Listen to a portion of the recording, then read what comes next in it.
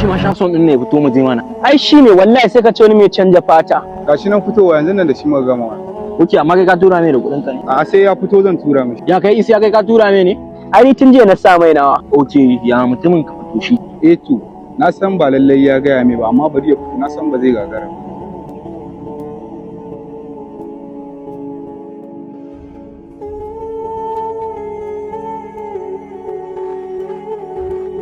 Ku taso mu je mana.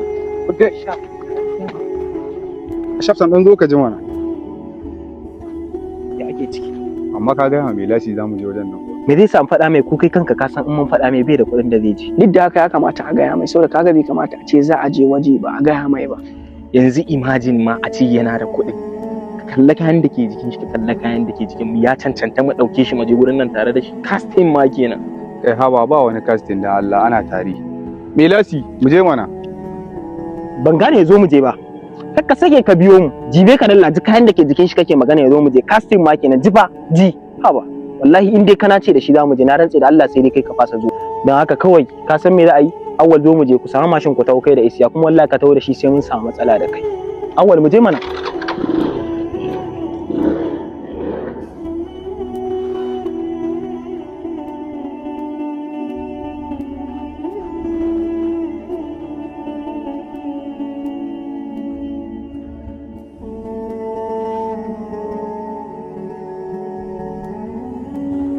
Yane me lasi?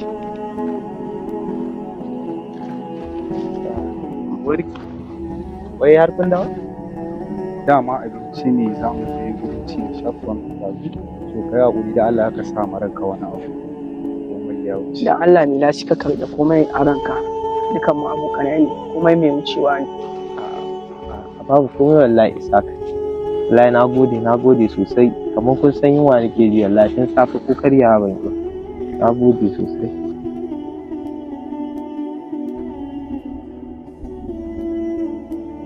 Kai, Mutsaf har da nama kuma? Na gode sosai. Na gode Isa.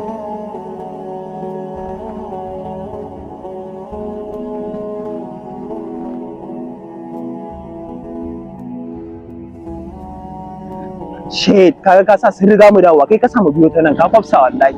Na so a ce mun riga su dawowa ai. Ya ne?